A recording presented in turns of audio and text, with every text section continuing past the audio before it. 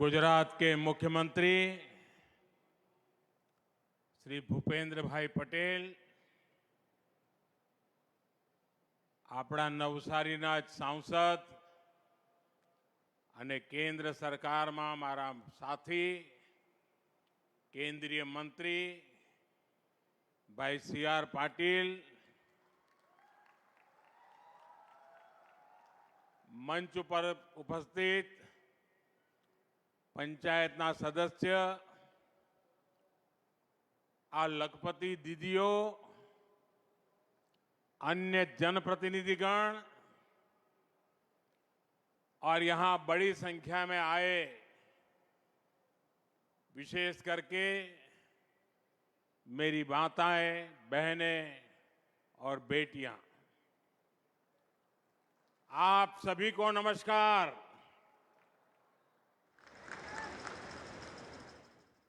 थोड़ा दिवस पहला મહાકુંભમાં માં ગંગાના આશીર્વાદ મળ્યા હતા અને આજે માતૃશક્તિના આ મહાકુંભમાં મને આશીર્વાદ મળ્યા છે। महाकुंभ में माता गंगा के आशीर्वाद मिले और आज मातृशक्ति के इस महाकुंभ में आप सभी माताओं बहनों के आशीर्वाद मिले। आज महिला दिवस का ये दिन गुजरात की मेरी मातृभूमि और इतनी बड़ी संख्या में आप सब माताओं, बहनों, बेटियों की उपस्थिति, इस विशेष दिन आपके इस प्यार, स्नेह और आशीर्वाद के लिए मैं मातृशक्ति को सर झुकाकर नमन करता हूं।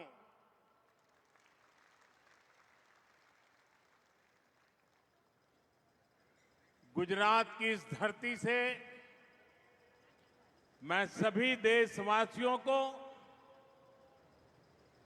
देश की सभी माताओं बहनों को महिला दिवस की शुभकामनाएं भी देता हूं। आज यहां गुजरात सफल और गुजरात मैत्री, इन दो योजनाओं का शुभारंभ भी हुआ है।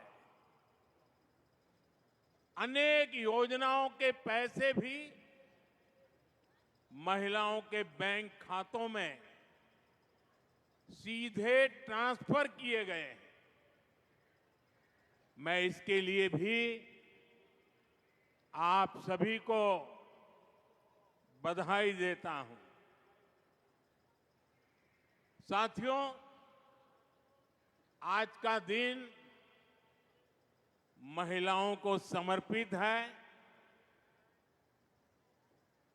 हम सबके लिए महिलाओं से प्रेरणा प्राप्त करने का दिवस है, महिलाओं से कुछ सीखने का दिवस है।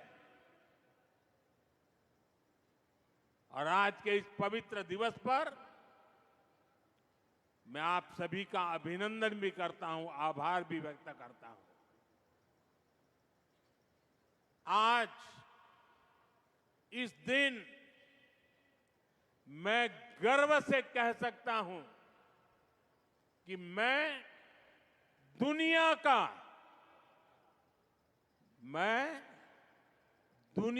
का सबसे धनवान व्यक्ति हूं।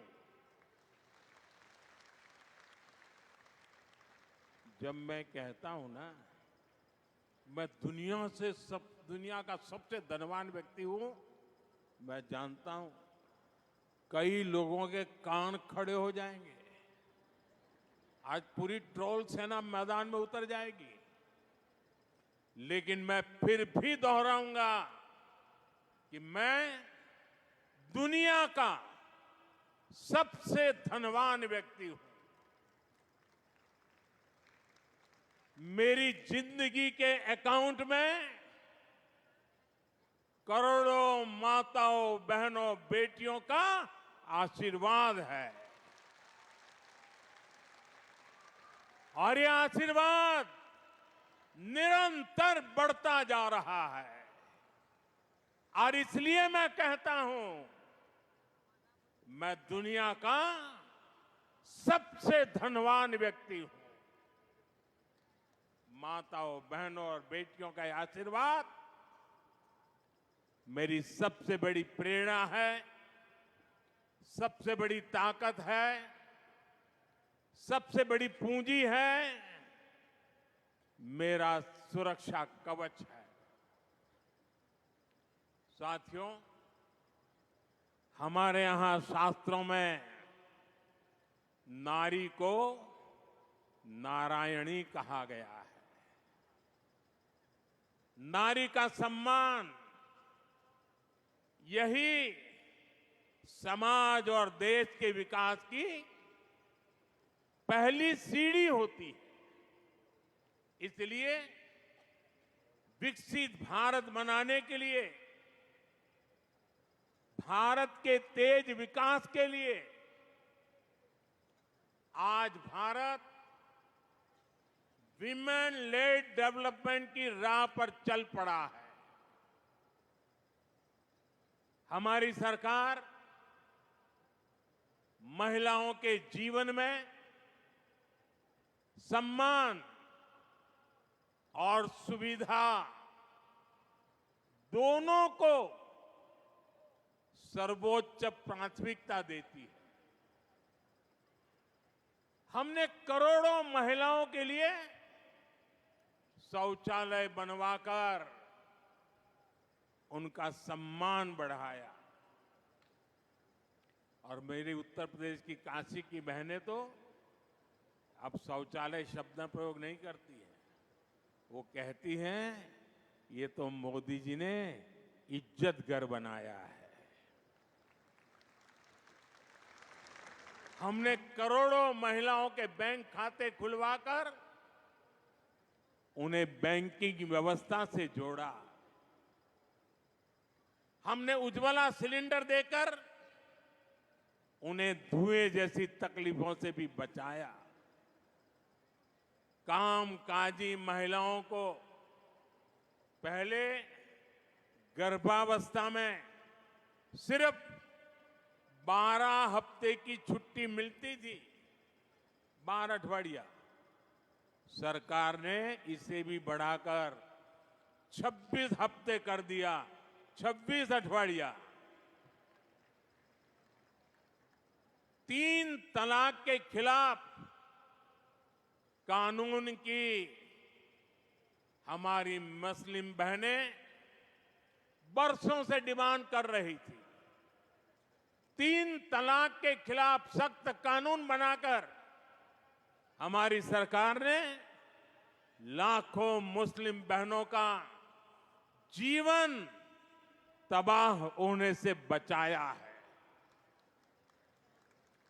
जब कश्मीर में आर्टिकल 370 लागू था तो वहां की बहनें, बेटियां कई अधिकारियों से वंचित थी। अगर वो राज्य के बाहर किसी से शादी कर लेती थी तो पुश्तैनी संपत्ति पाने का उनका अधिकार छीन जाता था। आर्टिकल 370 की दीवार गिरने के बाद जम्मू कश्मीर में भी महिलाओं को वो सारे अधिकार मिले हैं जो भारत की बेटियों को, बहनों को मिलते हैं। भारत का हिस्सा होने के बावजूद भी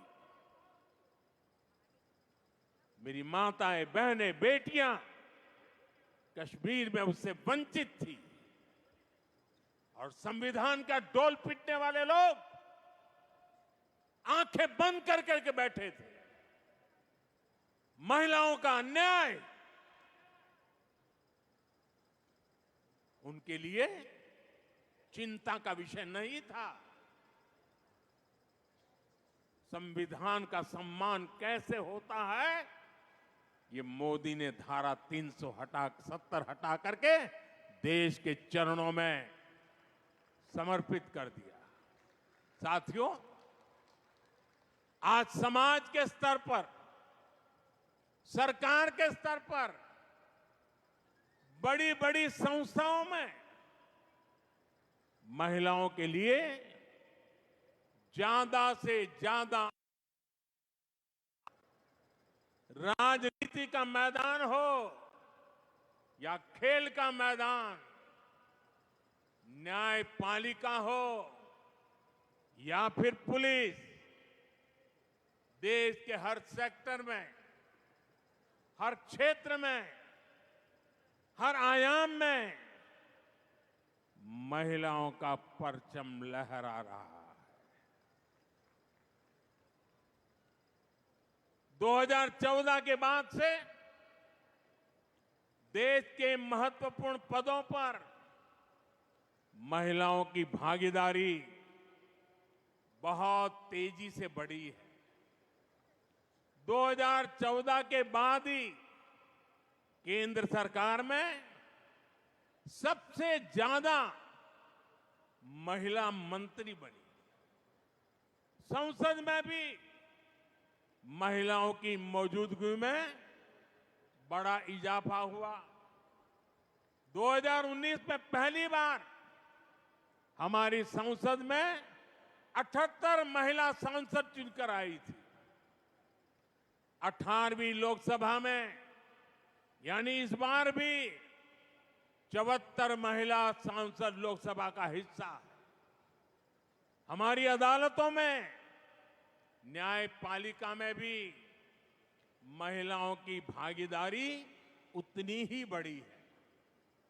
जिला न्यायालय में महिलाओं की उपस्थिति 35% से ज्यादा पहुंच गई है।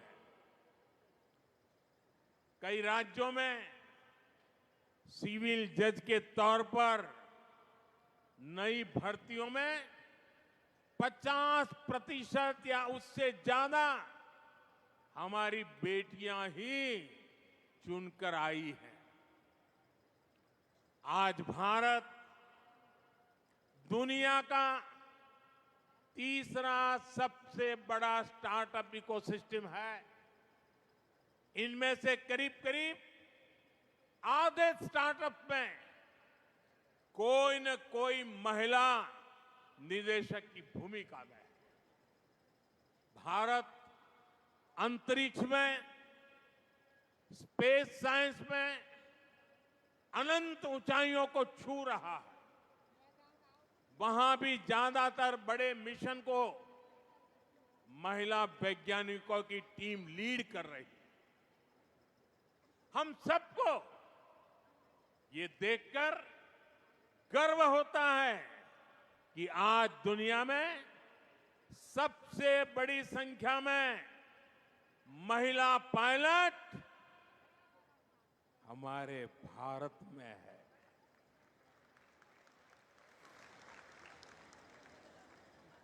हम यहां नवसारी के इस आयोजन में भी नारी शक्ति के सामर्थ्य को देख सकते हैं। इस आयोजन की पूरी जिम्मेदारी महिलाओं ने संभाली है। इतने बड़े आयोजन की सुरक्षा में जो पुलिसकर्मी और ऑफिसर तैनात हैं, वे सबके सब महिलाएं ही हैं। Constable, inspector, sub inspector, DSP से लेकर वरिष्ठ ऑफिसर्स तक यहां की सुरक्षा व्यवस्था महिलाएं ही संभाल रही है। ये नारी शक्ति के सामर्थ्य का ही उदाहरण है। अभी कुछ देर पहले मैं यहां स्वयं सहायता समूह से जुड़ी आप में से ही कुछ बहनों से भी बात कर रहा था। मेरी बहनों के वो शब्द, आप सबका ये उत्साह, ये आत्मविश्वास, ये दिखा रहा है कि भारत की नारी शक्ति का सामर्थ्य क्या है। ये दिखा रहा है कि भारत की नारी शक्ति ने कैसे देश की प्रगति की बागडोर थाम ली है। मैं आप सभी से मिलता हूं तो मेरा ये भरोसा और पक्का हो जाता है कि विकसित भारत का संकल्प अब पूरा होकर ही रहेगा और इस संकल्प की सिद्धि में हमारी नारी शक्ति की सबसे बड़ी भूमिका होगी। माताओं बहनों, हमारा गुजरात तो विमेन लेड डेवलपमेंट यानी महिलाओं के नेतृत्व में विकास का बड़ा उदाहरण है। गुजरात ने देश को सहकारिता का सफल मॉडल दिया। स्वयं सहायता समूहों से जुड़ी आप सब बहनें जानती हैं, गुजरात का सहकार का मॉडल यहां की महिलाओं के श्रम और सामर्थ्य से ही विकसित हुआ है। अमूल की चर्चा तो आज पूरी दुनिया में है। गुजरात के गांव-गांव से लाखों महिलाओं ने दूध उत्पादन को एक क्रांति बना दिया। गुजरात की बहनों ने न केवल खुद को आर्थिक रूप से सक्षम बनाया, बल्कि ग्रामीण अर्थव्यवस्था को भी नई ताकत दी। गुजराती महिलाओं ने ही लिज्जत पापड़ की शुरुआत की। आज लिज्जत पापड़ अपने आप में सैकड़ों करोड़ रुपए का एक ब्रांड बन गया है। माताओं बहनों, मुझे याद है जब मैं यहां मुख्यमंत्री के रूप में आपकी सेवा में था, तब हमारी सरकार ने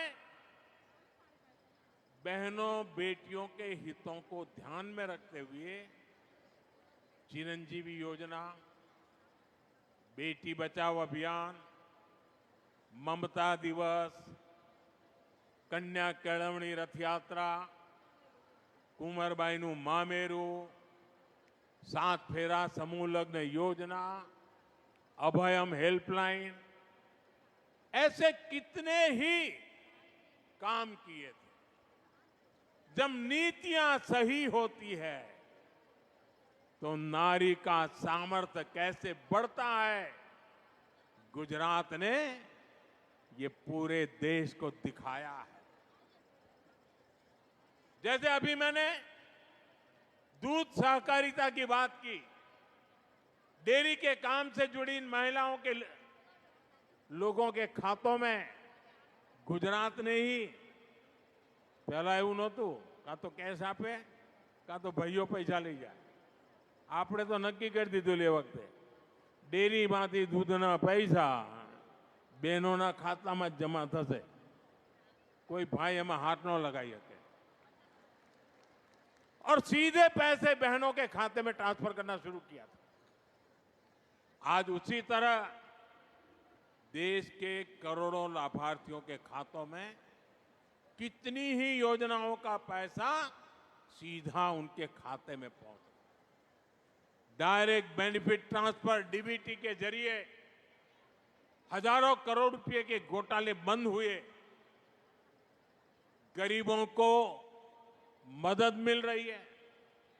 साथियों, गुजरात में ही भूज भूकंप के बाद जब घरों का पुनर्निर्माण हुआ तो हमारी सरकार ने वो घर भी महिलाओं के नाम कर दिए। અને એ જે પરંપરા આપણે શરૂ કરી કે સરકારનું મકાન હવે બહેનોના નામે જ મળશે, આજે આખા દેશમાં आज जो पीएम आवास योजना चल रही है ना, वो सारी बातें वहां पर देश भर में लागू है। એટલું જ નહીં, બાળકને નિશાળમાં દાખલ કરે ને તો પાછળ બાપનું જ નામ હોય।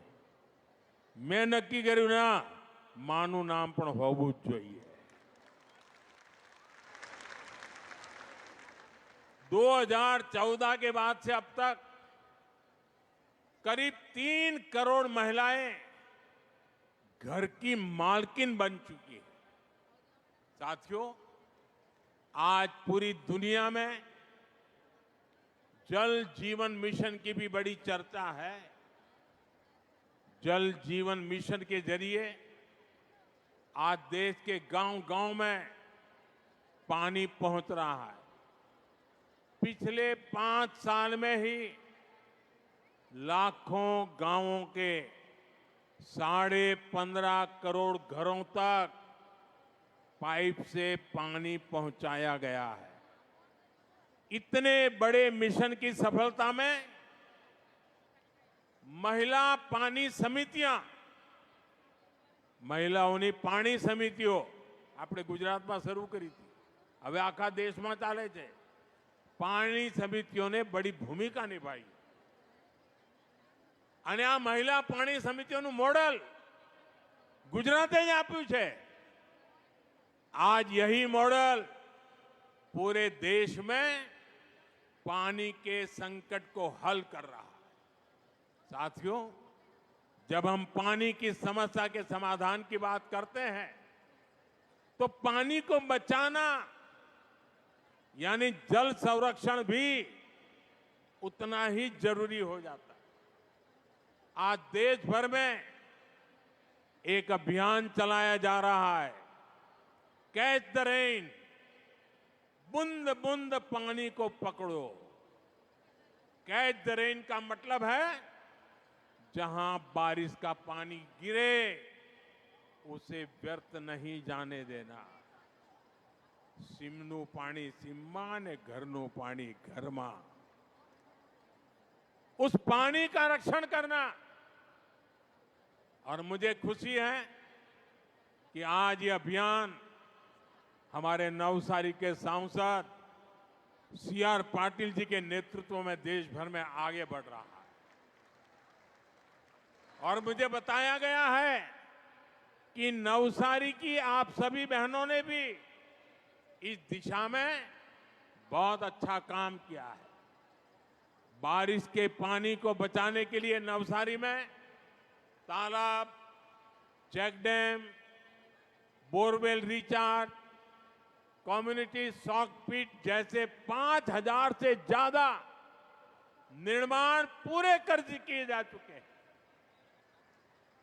एक जिले में ये बहुत बड़ी बात है। अभी भी जल संरक्षण से जुड़े सैकड़ों कार्य नवसारी में चल रहे हैं। अभी सीआर मुझे बता रहे थे, पिछले 2-3 दिन में ही 1100 और काम हो चुके हैं। आज भी 1000 परकोलेशन पीट बनाने का काम किए जाना है। नवसारी जिला रेन वाटर हार्वेस्टिंग यानी जल संरक्षण में गुजरात के सबसे आगे रहने वाले जिलों में से एक है। मैं इस उपलब्धि के लिए नवसारी की मेरी माताओं, बहनों, बेटियों को विशेष तौर पे बधाई देता हूं। आज हूं जोतो तो एक જ જિલ્લામાંથી આ લાખો માતાઓનો મહાકુંભ, અને હું જોતો જાણે દીકરો ઘેર આવે અને માનો ચહેરો કેવો મલકાય। એમ બધાના ચહેરા આજે મલકાતા હતા. અને આ તો એવો દીકરો જેને તમે ત્રીજી વાર પ્રધાનમંત્રી બનાવ્યો. આપના આશીર્વાદથી બને છે. અને એટલે દીકરો ઘેર આવે ને માનું મોં મલકાય એમ આજે અહીંયા દરેક માના ચહેરા પર ये संतोष, ये आनंद અને આશીર્વાદના ભાવ મારા જીવનને ધન્ય બનાવતા હતા. साथियों, गुजरात की महिलाओं का सामर्थ्य, गुजरात के उदाहरण किसी एक क्षेत्र तक सीमित नहीं है. यहां पंचायत चुनावों में 50% सीटें महिलाओं के लिए आरक्षित की गई है. जब आपने मुझे प्रधान सेवक के तौर पर दिल्ली भेजा तो उसी अनुभव को, उसी प्रतिबद्धता को मैं देश में लेकर के गया. जब देश को नई संसद मिली तो हमने सबसे पहला बिल नारी शक्ति के लिए पास किया. આ સંસદનું જે નવું ભવન બન્યું છે ને એમાં પહેલું કામ અમે આ કર્યું બહેનો માટે. અને એ જ મોદીની માતાઓ બહેનો માટેનો સમર્પણનો ભાવ વ્યક્ત કરે છે. और आप जानती हैं, नारी शक्ति बंधन अधिनियम से जुड़ी हुई सबसे गर्व की बात क्या है? एक सामान्य पृष्ठभूमि, एक आदिवासी परिवार से आने वाली हमारी राष्ट्रपति जी ने इस बिल को मोहर लगाई, मंजूरी दी है. वो दिन दूर नहीं जब आप में से कोई सांसद या विधायक बनकर ऐसे ही मंच पर बैठा हो. साथियों, गांधी जी कहते थे, देश की आत्मा ग्रामीण भारत में बसती है. गांधी जी के कि देशનો આત્મા ભારતના ગામડામાં છે. आज मैं उसमें एक पंक्ति और जोड़ता हूं. ग्रामीण भारत की आत्मा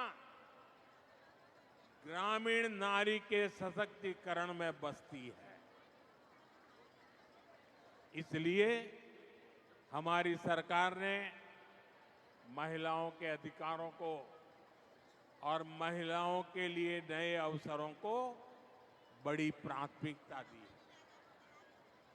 आज भारत दुनिया की 5वीं सबसे बड़ी इकोनॉमी बन चुका है. देश की इस आर्थिक प्रगति को जो नींव है वो आप जैसी करोड़ों महिलाओं ने ही रखी है. इससे ग्रामीण अर्थव्यवस्था और महिला सेल्फ हेल्प ग्रुप की अहम भूमिका है. आज देश की 10 करोड़ से ज्यादा महिलाएं 90 लाख से ज्यादा सेल्फ हेल्प ग्रुप चला रही है, स्व सहायता समूह. इनमें से 3 लाख से ज्यादा सेल्फ हेल्प ग्रुप अकेले गुजरात में काम कर रहे हैं. हमने देश की आर्थिक प्रगति के लिए इन करोड़ों महिलाओं की आमदनी बढ़ाने का संकल्प लिया. हम इन बहनों को लखपति दीदी बना रहे हैं.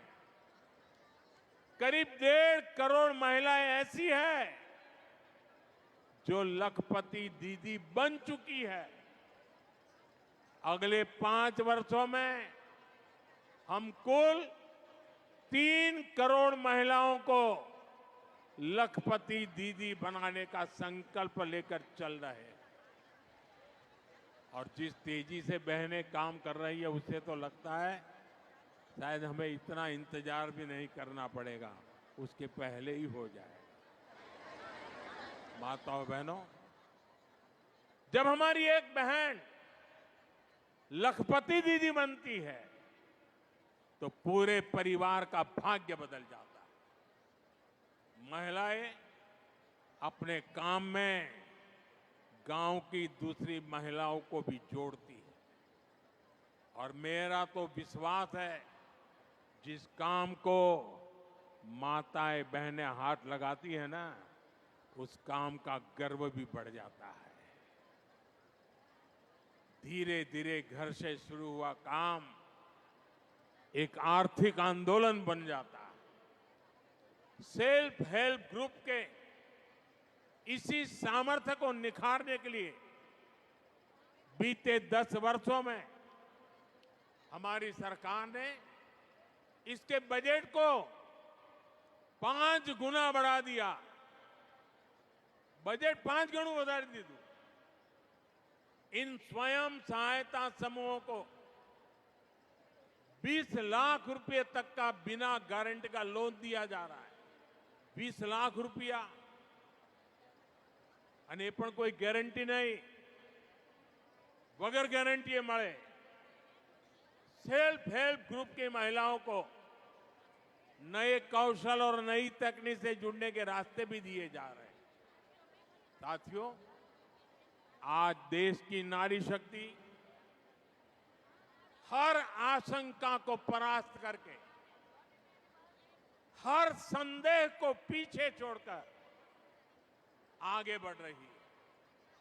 जब हमने ड्रोन दीदी योजना शुरू की तो कई लोगों को आशंका थी। उन्हें ड्रोन जैसी आधुनिक टेक्नोलॉजी और ग्रामीण महिलाओं के बीच तालमेल होने पर ही संदेह था। उनको लगता नहीं ये कैसे कर सकती। लेकिन मुझे अपनी बहनों बेटियों की प्रतिभा और लगन पर पूरा भरोसा था। आज नमो ड्रोन दीदी अभियान से ग्रामीण अर्थव्यवस्था में, खेती में नई क्रांति हो रही है और इस क्रांति का नेतृत्व करने वाली बहनों को लाखों रुपयों की आय हो रही है। पूरे गांव में उनका सम्मान बदल जाता है। घर, परिवार, रिश्तेदार, गांव बड़े गर्व के साथ पायलट दीदी को देख रही है, ड्रोन दीदी को देख रही है। इसी तरह बैंक सखी और बीमा सखी जैसी योजनाओं ने गांवों में महिलाओं को नए अवसर दिए। ग्रामीण बहनों के सशक्तिकरण के लिए कृषि सखी और पशु सखी अभियान शुरू किए गए। इनसे लाखों बहनें जुड़ी, उनकी आय बढ़ रही है। बहनों बेटियों, सरकार के ऐसे सारे प्रयासों का ज्यादा से ज्यादा लाभ गुजरात की महिलाओं तक पहुंचे, इसके लिए गुजरात सरकार ने 10 लाख और महिलाओं को लखपति दीदी बनाने का अभियान शुरू कर दिया है। मैं इसके लिए भूपेंद्र भाई को, गुजरात सरकार को शुभकामनाएं देता हूं। साथियों, मैंने लाल किले से प्रधानमंत्री के बाद जब पहली बार मुझे लाल किले पर से देश को संबोधन करने का अवसर मिला था और मेरे पहले संबोधन में मैंने एक चिंता व्यक्त की थी और मैंने कहा था कि जब बेटी शाम को अगर देर से घर आती है तो मां और बाप दोनों उसे नोच लेते हैं। कहां गई थी, क्यों देर से आई, कहां थी, सैकड़ों सवाल पूछते हैं। और मैंने सवाल उठाया था कि बेटियां अगर बाहर से देर से आ जाए तो सैकड़ों सवाल तो पूछ लेते हो, लेकिन क्या कभी बेटा देर रात घर आता है तो कभी उसको भी तो पूछा करो, बेटे कहाँ गए थे तुम, किसके पास थे, क्या कर रहे थे। महिलाओं के खिलाफ होने वाले अपराधों को रोकने के लिए, एक बेहतर समाज बनाने के लिए ये बहुत जरूरी है। बीते दशक में हमने महिला सुरक्षा को बहुत बड़ी प्राथमिकता दी। उनके खिलाफ होने वाले अपराधों को रोकने के लिए नियम कानूनों को हमने और सख्त बनाया। महिलाओं के खिलाफ गंभीर अपराधों की तेजी से सुनवाई हो, दोषियों को तेजी से सजा हो, इसके लिए फास्ट ट्रैक कोर्ट्स का गठन किया गया। अभी तक ऐसी करीब 800 कोर्ट्स, 800 जेटली नवी कोर्ट देश भर में स्वीकृत की गई है और इनमें से ज्यादातर ने काम करना शुरू कर दिया। इनमें रैप और पॉस्को से जुड़े करीब 3 लाख केस तेजी से निपटाए गए हैं। बहनों અને બાળકો સાથે જોડાયેલા આવા અપરાધોના 3 લાખ કેસ એમાં ચુકાદા લાવી દેવામાં આવ્યા છે। ये हमारी सरकार है जिसने रैप जैसे संगीन अपराध में बलात्कार करे ने અમે આવીને કાયદો બદલ્યો અને આવા પાપીને फांसीना माचड़े ज लटकावानो हो। फांसी की सजा, ये हमने कानून बदला। हमारी सरकार ने 24/7 24 कलाक 365 दिवस विमेन हेल्पलाइन को मजबूत किया। महिलाओं के लिए वन स्टॉप सेंटर शुरू किए। देश भर में ऐसे 800 के करीब सेंटर चालू हो चुके हैं। इनसे भी 10 लाख से अधिक महिलाओं को मदद मिली। साथियों, अब जो भारतीय न्याय संहिता देश में लागू हुई है, अंग्रेजों के काले कानून को हमने हटाया। देश की आजादी के 75 साल के बाद ये पुण्य कार्य करने का सौभाग्य आप सबने मुझे दिया। और क्या बदलाव किया? उसमें महिला सुरक्षा से जुड़े प्रावधानों को और ज्यादा सशक्त किया गया है। भारतीय न्याय संहिता में महिलाओं और बच्चों के खिलाफ अपराधों पर एक अलग अध्याय जोड़ा गया है। हम सभी की, पीड़ित बहनों की, समाज की ये शिकायत थी कि अपराध होने पर बेटियों को तारीख पर तारीख, तारीख पर तारीख यही सिलसिला चलता है। न्याय का लंबा इंतजार करना पड़ता है। भारतीय न्याय संहिता में इसका भी ध्यान रखा गया है। बलात्कार जैसे जघन्य अपराधों में 60 दिन के भीतर आरोप तय हो, 45 दिन के भीतर फैसला सुनाया जाए, ये व्यवस्था बनाई गई है। पहले पीड़ित को पुलिस थाने आकर एफआईआर करवानी पड़ती थी, पुलिस स्टेशन जाना पड़े। अब नए कानून में कहीं से भी एफआईआर दर्ज कराई जा सकती है। इससे पुलिस को भी फौरन कार्रवाई करने में आसानी होती है। जीरो एफआईआर के प्रावधान के तहत कोई भी महिला अपने ऊपर अत्याचार होने पर किसी भी पुलिस स्टेशन में एफआईआर दर्ज करा सकती है। एक और प्रावधान किया गया है कि अब रेप विक्टिम का बयान पुलिस ऑडियो वीडियो के माध्यम से भी दर्ज कर सकती है।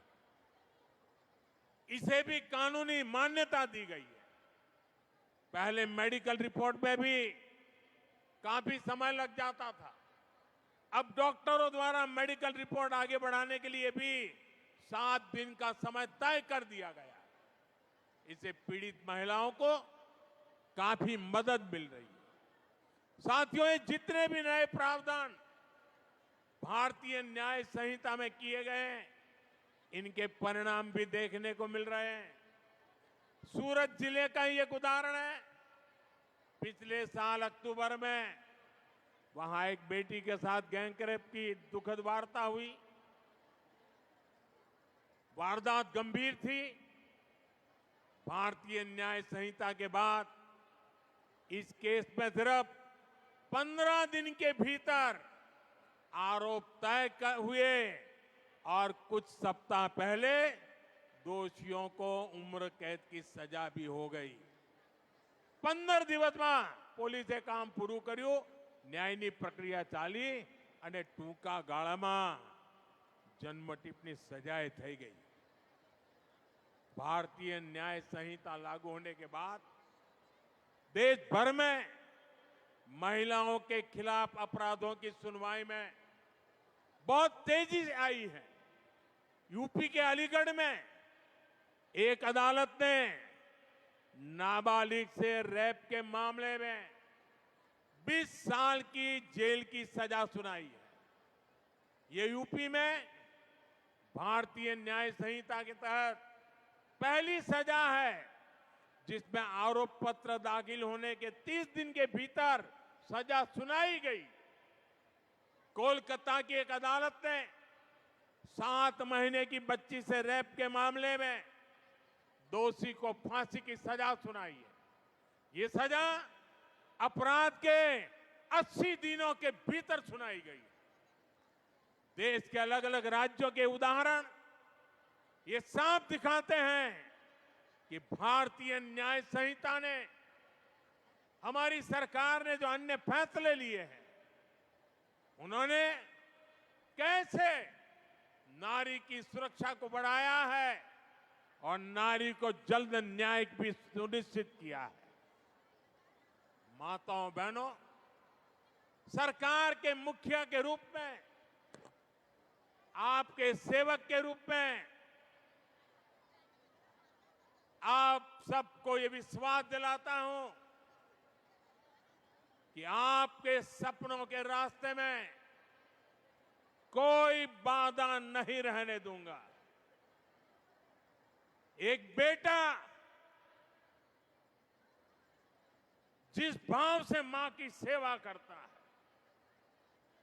उसी भाव से मैं भारत मां और मेरी इन माताओं बहनों की सेवा कर रहा हूं। मुझे भी पक्का भरोसा है आप सबका ये श्रम, ये लगन, ये आशीर्वाद, इसी से 2047 तक, જ્યારે ભારતની આઝાદીના 100 વર્ષ થાય, 2047 में विकसित भारत का हमारा जो लक्ष्य है, ये लक्ष्य पूरा होकर रहेगा। इसी भाव के साथ आप सभी को, देश की हर माता, बहन, बेटी को एक बार फिर महिला दिवस की बहुत बहुत शुभकामनाएं देता हूं, बहुत बधाई देता हूं। मेरे साथ बोलिए, दोनों हाथ ऊपर करके बोलिए, भारत माता की। आज नारी का आवाज तेज चाहिए। भारत माता की, भारत माता की, भारत माता की। वंदे वंदे वंदे वंदे वंदे वंदे वंदे। आज जब हम वंदे मातरम कहते हैं तो भारत माता के साथ साथ देश की करोड़ों माताओं के लिए भी वंदे वंदे वंदे बहुत बहुत धन्यवाद।